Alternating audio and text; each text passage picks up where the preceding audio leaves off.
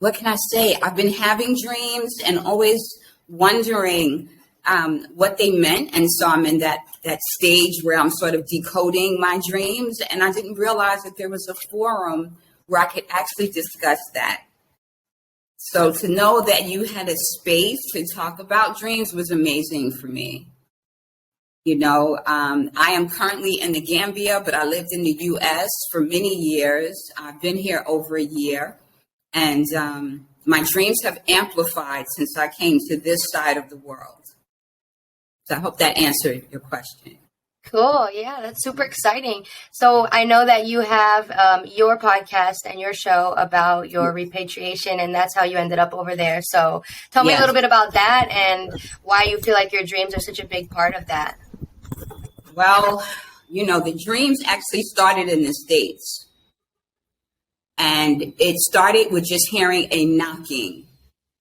And I was just like jumping up out of my sleep, wondering who's knocking at my door. Why are they knocking instead of ringing the doorbell? And I would get up and no one was there. So then I said, well, maybe it's the door to the house. I'd run there as well. Look both ways. No one's outside. There's not anything moving, no creatures stirring during the night. So now I'm like, this is happening for about a month. And I realized that this is serious.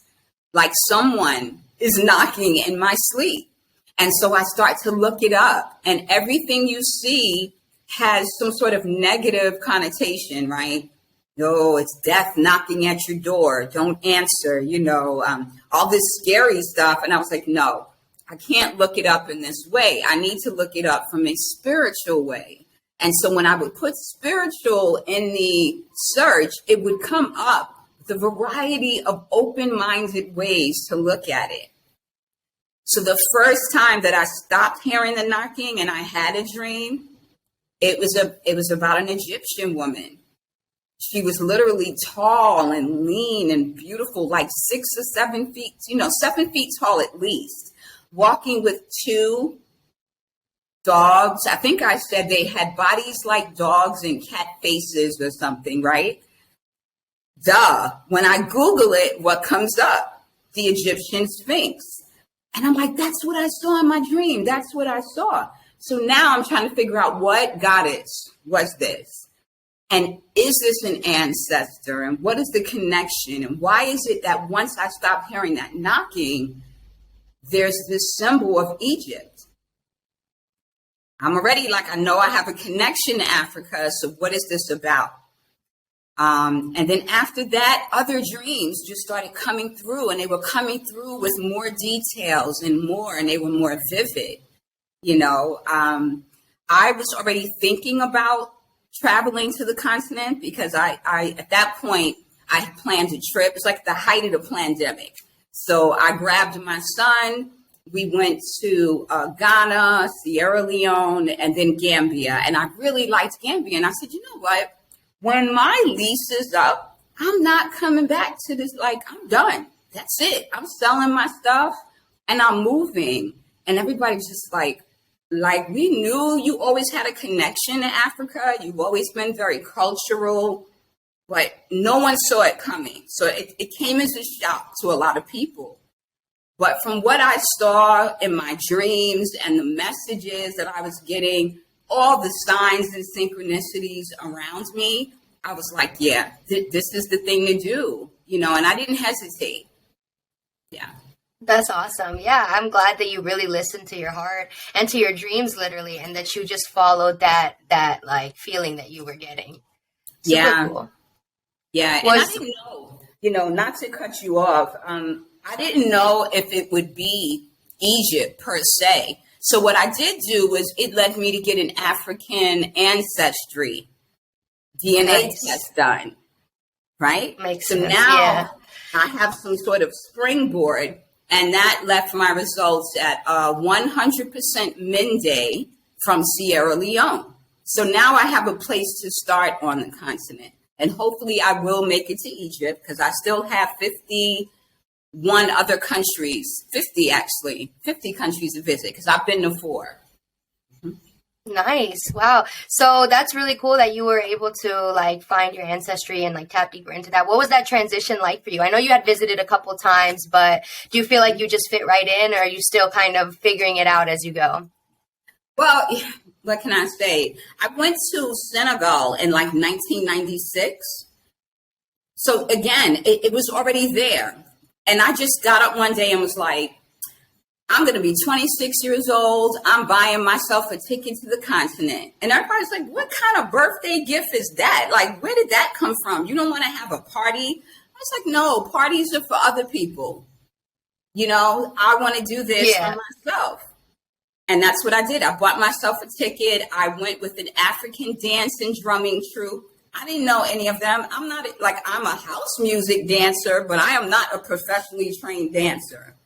So I went and trained with them, got up 6 a.m. every morning.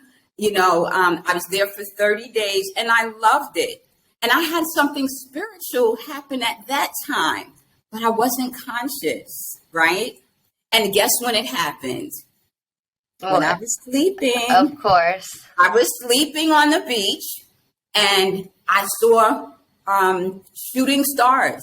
And I had never seen a shooting star before. 26 years of my life in the States, right? Never saw a shooting star. So I'm laying there on the beach. I'm in the sleeping bag. The rest of the people are sleeping a distance from me. And I look up and I see this shooting star. And I'm like, oh, like, what is that? So I'm just kind of frozen.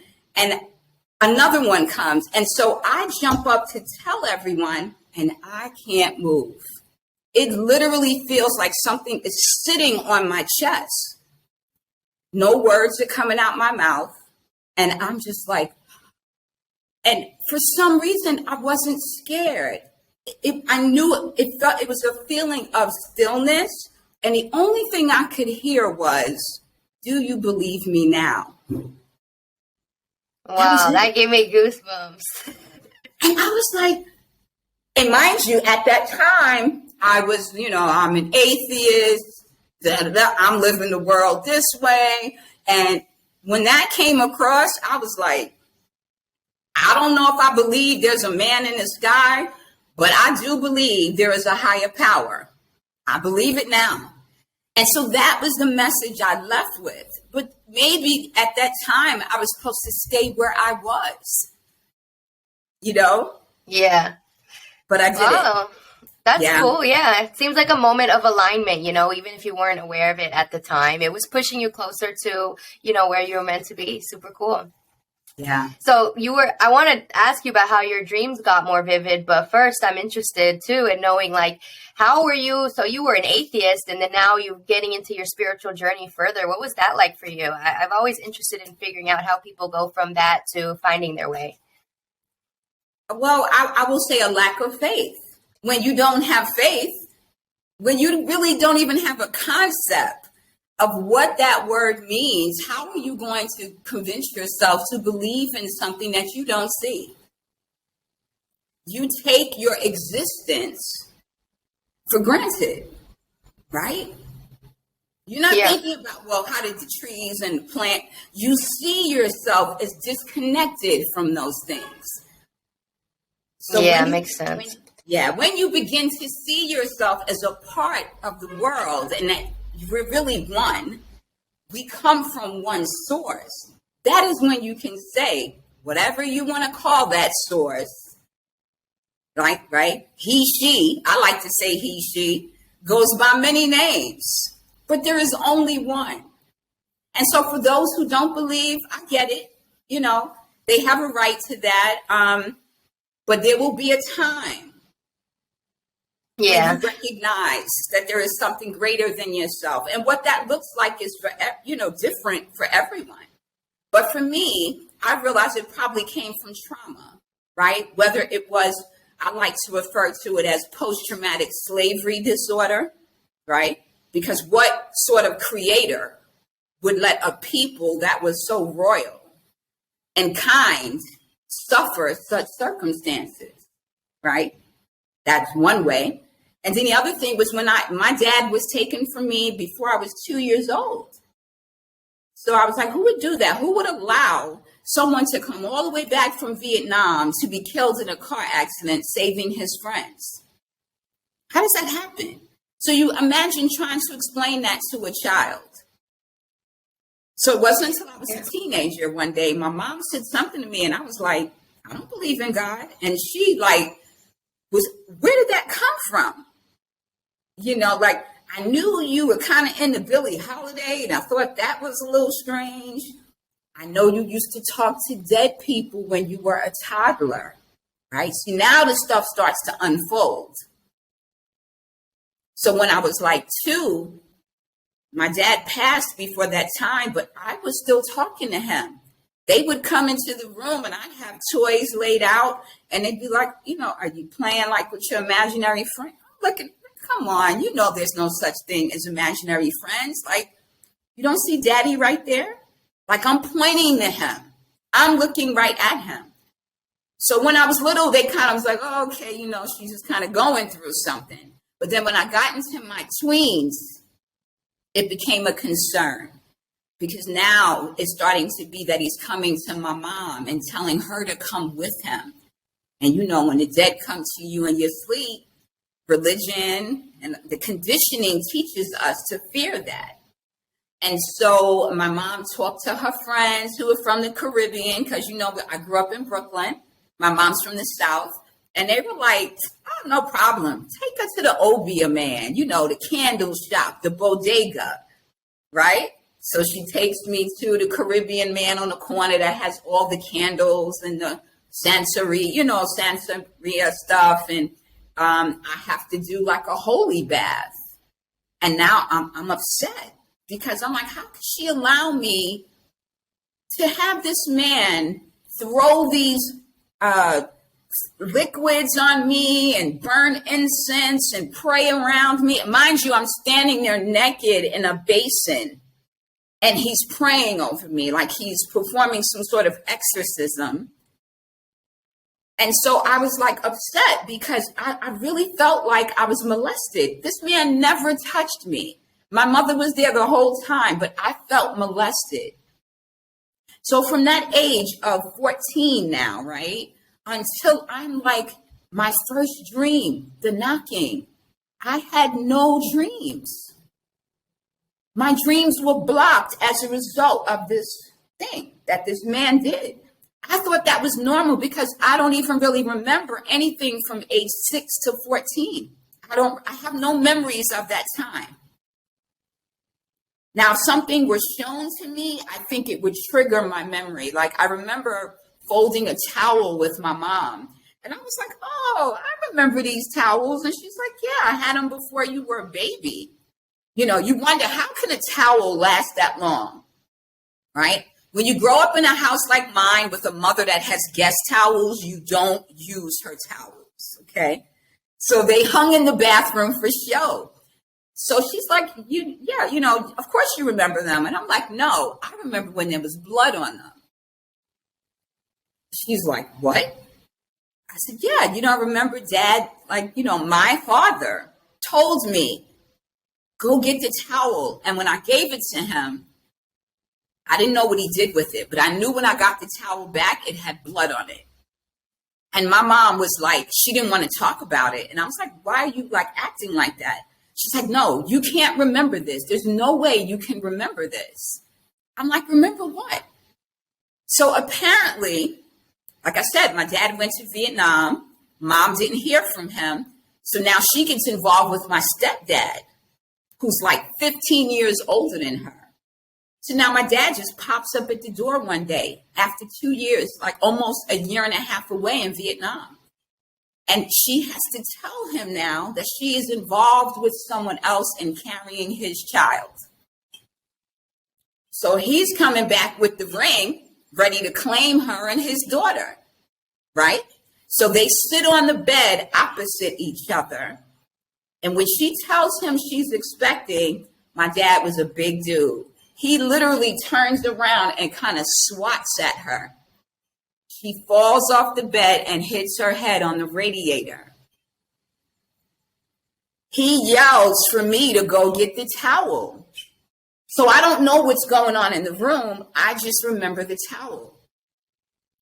Putting that towel in my hand triggered that memory to go get this thing. So she's like, I don't know how you remember that. She told me the whole story. I'm like, okay, it's not that big a deal. I had to be like, 7, 8. She's like, no, you were not that age. I'm like, what are you talking about? I had to be. She goes and gets my dad's death certificate. It's 1969. I wasn't even 2 years old yet when he passed. But I remember going to get that towel. I didn't know what happened, but I remembered it. And so from that point on, my dad and I had a bond. I remember tricycles. I can tell you where he took me. It's weird, the things I remember going. He would come and pick me up and take me to my grandparents' house because now they were no longer together. I remember all of that. And she never told me any of these things. So it just kind of blew her mind, right?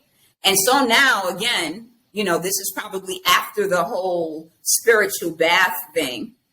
We fast forward, I start having these dreams, knocking on the door, like it's time for you to wake up now. That first dream was the Egyptian woman. The second big dream I had was that I was on a plane. There was a pilot sitting next to me. And I remember that it was a Caucasian, thin man sitting next to me. And I'm thinking this must be a helicopter because why am I sitting right next to him? But I turn around and there's like a plane load full of people. We're dry, everyone's smiling, laughing, the plane is flying. We crash into a building like the Twin Towers. And we go straight through the floor. The ceilings are coming down on us. The walls are falling in on us. Everyone's screaming. The pilot's trying to direct the plane. I must be his co-pilot, but I'm not driving. I sit there and close my eyes and I say, I know the ancestors did not bring me this far not to get me here safely. And when I open my eyes, we are landed in green pastures. Everyone's hugging. It's like an international plane, right? Everyone's hugging. And they're smiling and they're so grateful we landed. But when I hug the pilot, it's like fire between us. He's really hot and I just kind of back off and I continue to hug everyone else. The next day, it's time for my flight for Africa. So what happens? I'm in Brussels airport and I'm sitting way on the other side of the airport. It's a huge airport that has a train system to get you from one side to the other. And there's this pilot, very handsome, thin, and he's looking at my shoes. And he's telling me how amazing my shoes are. And then he asked me, why am I sitting here? And I'm like, oh, I'm waiting for my plane to go to the Gambia. And he's like, no, hon, they run these, there's 2 of them. This is a commercial flight. You need to be way on the other side. And luckily, I was there very early. He was like, I really wish you were getting on this plane, girl. We could just keep up this conversation. And he's just going, right? So it doesn't click. I saw him as a little kind of, effeminate. But I was like, okay, he's still a brother as far as I'm concerned. I'll move on. Get on the plane. There's turbulence on my first flight. There's turbulence on my second flight. There's turbulence on the third flight. Everyone's panicking, and I'm just sitting there calm because I already dreamed this. When I landed on a continent, that's when it occurred to me. My brothers who are gay, I refer to them as flaming. So when he hugged me, that was the flame. I didn't catch it. When I met him in the airport, he was clearly a gay man. But it didn't click that this is the pilot from my dream, right? It wasn't until I got to the continent and experienced the turbulence that I put everything together.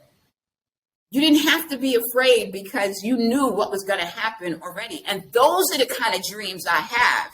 And that is why I take them a little more seriously than the average person would a dream, because they're more like premonitions. They're more like communication.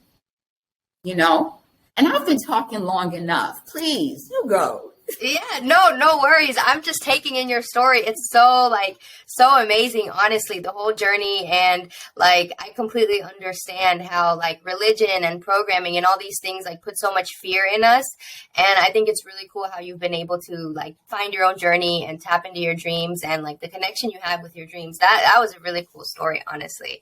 And even the memory recall of how things can trigger memories, and it's such a long journey, uncovering trauma and peeling back all the layers and finally like being able to come back to your spirituality from being so lost. It's honestly a beautiful story. Thank Super you. Cool. Thank you. All I can say now is I'm learning not to look back, and say like, if this didn't happen, maybe I'd be doing this. Or if this, I have to think of it in terms of all in divine order. Right? Yeah. Maybe my abilities came through too quickly. And my mom was fearful and she thought she was protecting me. Yeah, well, children are just so tapped in and in tune. It's when all the trauma starts happening that we lose touch of that. Children are very clairvoyant, and it seemed like you had your natural abilities, I think, at the right time. And I think that's part of the journey, that we sign up for. We lose that, and the trauma and religious trauma is such a huge thing for a lot of people too, like teaching us that what's good and what's bad and what's scary. And then we learn to re-love these things and find God again, find our higher power, and not just think of it as like the big man in the sky, which I think puts a lot of people off, and they consider themselves atheists because they just don't know and they don't understand, and they relinquish that understanding, And so, yeah, I think definitely a lot of people could probably relate to that too. That's it. And the funny part is, growing up, I had friends from all different religions. Like, I had friends that were Episcopalian. We call that worse than Catholic. That's our little thing, right, in our family. Jehovah Witnesses, Buddhists, Baptists, like you name it. And my mom, they'd always invite me to church because they knew that my mom didn't make us go. So I'd be like, sure, let's go. They always have good food because church people can cook. So I'm like, okay, yeah, I want to go. And I would go growing up, but it never stirred me in any direction. I could never conform to this sort of indoctrination. It just wasn't me. And so now when I take more of a spiritual approach to things and recognize that there's that fluidity to it, right? Male, female, and creating all, and that all of that gender fluidity is in everything, males, females, plants, animals, like across the board, that I can accept that I am a part of this bigger system, right? And that how we are all part of the collective. And so I'm like, whatever people believe, I'm fine with it. I know my place in this, right? And when you walk in your purpose, you understand the bigger scheme. So it took me to the age of 55 to get it, right? Like I've had 2 birthdays here. My last birthday, I was here on the continent, and I was looking out at the ocean, like still in shock that I was here. And now this birthday, when I look back at my dream journal, I meant to have my book for you to see. I have a book. Nice. Dream, like now it's like 3-4 dreams a night. And I have it on my phone as well, because sometimes I can't write. I'll wake up and just hit my phone and start quoting it in my notes section, in my memo section. And so my plan, of course, is to put everything on my laptop, which I've started to do. And I want to have a book about these dreams and how I decoded them and how I came to this place. Because I think it's so important that we have a map for the people that are coming along, right? That they understand you're not alone, you're not crazy. Because when I heard the knocking, they have a mental health diagnosis for that. For the knocking, right? Yeah, yeah. You need to really get help. So I'm so glad. Yeah, so you go some places and you might get 302. That's what we call it in the States, right? They're ready to lock you up. So you have to really be careful who you're sharing your information with and the kind of support system. And so once again, finding your Dream World podcast, finding you on Clubhouse is such a blessing. It really is. Yeah, for sure. I think that's important too, because when it comes to analyzing your dreams, and I talk about this a lot to people, I tell people don't just Google it and rely on that because it might not resonate. Like you said, that's part of what people are trying to tell you it means. But yeah. I like how you were thinking deeper about like, how does this relate to me? And sometimes you don't understand right away. You need that life to trigger a memory or something, a connection will be made as your day goes on. And really having that deeper understanding and that relationship with your dreams that you have, it's cool that you're able to say, okay, I understand like how my dreams communicate with me. And also that leads me to the next thing I want to ask you, which is now that you're kind of settling in, like what's that conversation like with you, your dreams, your ancestors, like how does it feel like, and what's next, I guess? I tend to be a person that overanalyzes. Like I have to research everything. And so I pull things apart and I look for deeper meanings. And a lot of times it's not that serious, And so the last dream I had, it was kind of hysterical because my uncle's wife, who's born the same month as me, I'm living like in this huge house. And, I guess my assistant goes and opens the door and she busts through the door like, does anybody in here speak English? When I tell you, I laughed so hard that I woke myself up out of my sleep. So the difficulty for me is just understand that sometimes things are not that difficult, right? That you are doing the right thing, that your abilities are they're you. Like I'm looking for the spiritual meanings, and I didn't know there were 33 spiritual gifts. And I found out I'm a gumbo of gifts. No one told me that. No one told me you could be claircognizant, clairsentient. What? All these clairs? What is that? So it just became this whole thing that I needed to really understand what these things meant and what they look like for other people, and knowing that it was okay that my stuff didn't look like that, right? That we all have them. We're just not as tapped in as we should be, right? Learning to follow your intuition is a process because we don't know whether it's coming from, our minds or our hearts or our guts when we have those feelings. And that's just the thing, just following what you feel. And being okay with that, knowing it's enough, you're complete. There may not be anything else that you need to do. But for me, I know that I was here to service the collective. And so other people are coming to me to help them explain their dreams. And I'm being drawn to tarot, and I'm going to assume there's a reason for that. There are no tarot cards here. So I have people that are bringing me things, or I'm going to have to make my own, right? Which will be another thing to do. So it's definitely been a self-discovery for me. Like I've started looking into crystals and stones, and like all of these things are related because I've seen them in my dreams. And I'm like, well, why would that be in my dream if it wasn't for me to know what that was about? And when I look back, there seems to be this chain of, oh yeah, that's your birthstone. Oh yeah, someone gave you that as a gift and you didn't even know you had it. Like when you look around you, all the signs were there. So then it makes you wonder, how does the dream world kind of mesh into reality, right? And so for me, like, I came in and I asked you guys, like, what is lucid dreaming? Because I'm at the point now, I can't tell when I'm dreaming and when it's real. I know I laid down, but when you're in the middle of a dream, you don't remember that you laid down because everything seems so real. And you all were able to offer me tips to be able to distinguish between the two. And you offer so many things I never thought about. Meditating in a dream. I don't even think to talk in a dream most of the time. I'm just scared. I'm like, why did they come in here and close the door on me? Oh, no, I got to go. Instead of me staying in the room and exploring, I'm ready to run because I'm like, whoa, this is not the usual way. I'm giving codes. What's happening? And everybody's stuff will come to them different. They know that I am an analyzer. So when I get messages, it's through code. I also get a lot of birds and different color butterflies. And I'll see things across the skyline that other people won't see.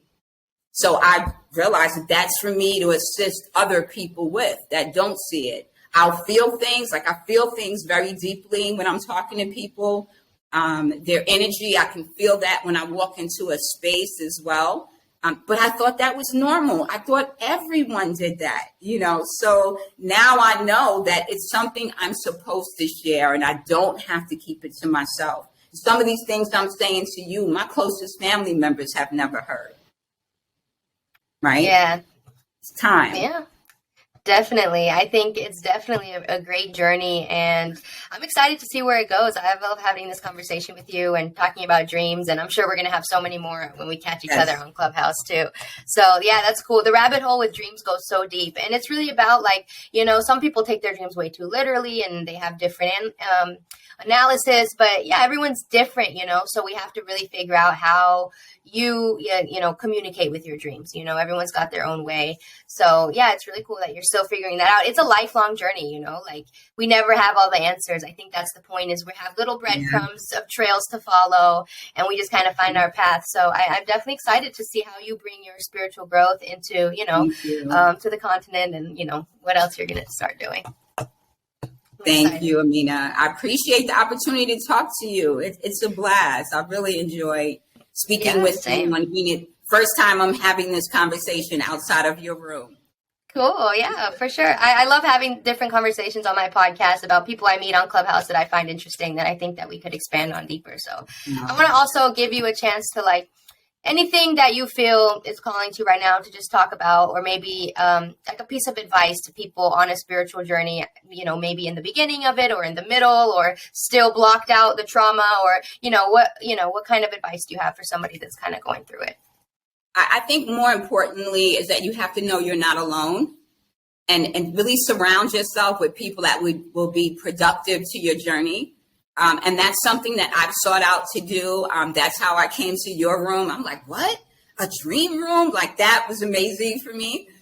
So what I've done here in Gambia is that I started a group of women that are highly intuitive in different ways: natal charts, literature, waist beads, just different things. And so we meet and we talk about the experiences we're having, right? Spiritual attacks and things to be wary of, and what stones are healing, what's good for a UTI, different things like that. So I think finding your community is a big thing. Know that you're not by yourself, and that doesn't mean if you have mental health problems, you should not seek counseling, because your spiritual community will let you know that this is more than just a spiritual journey, but you need additional assistance.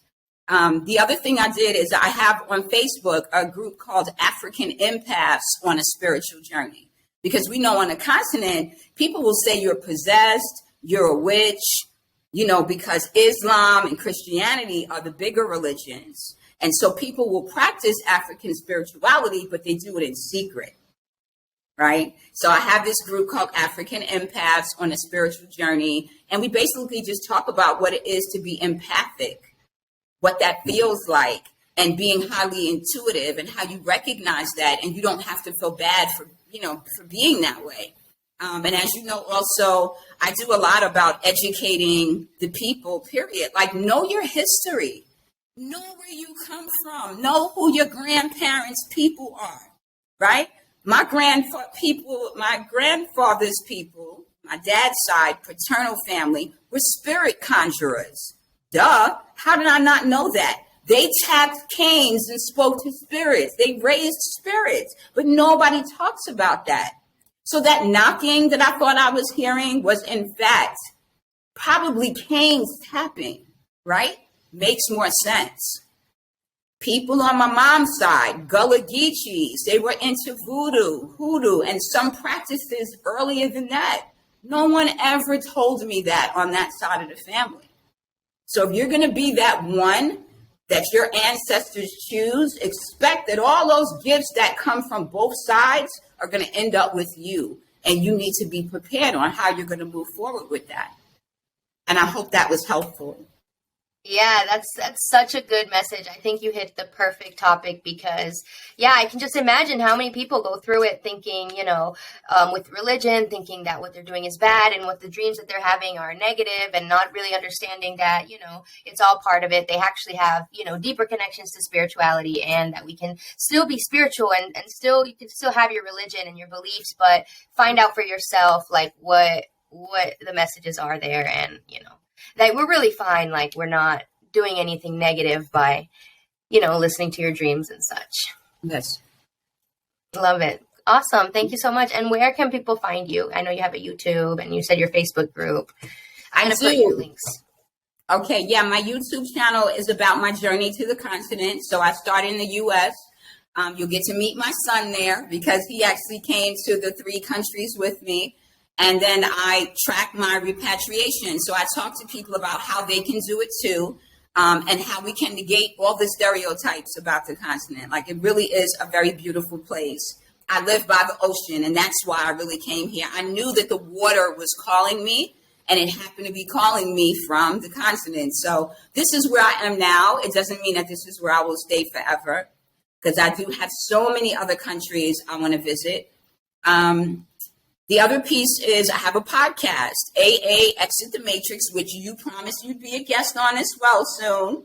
And on my podcast, I like to interview different entrepreneurs and business folks that are on the continent and in the States that are doing amazing things that I think everyone can benefit from during their journey. Have some clubhouse rooms where I do Black Heritage trivia on Friday nights, and we talk about Black history. And also on tonight, actually, I have a room called High Vibrations to Africa, where people come in and they ask questions about all the stereotypes. Is it true that there are lions walking in the street? No, they're not walking in the street, but there are places that you can go to walk with the lions, right? No, there aren't alligators here, but there is an alligator park. And it's the way things are given, the way the information has been given to people. And some folks are so indoctrinated, they just believe all the negative stereotypes without seeing for themselves. And so it's my mission to negate all the negative stereotypes about the continent and encourage travel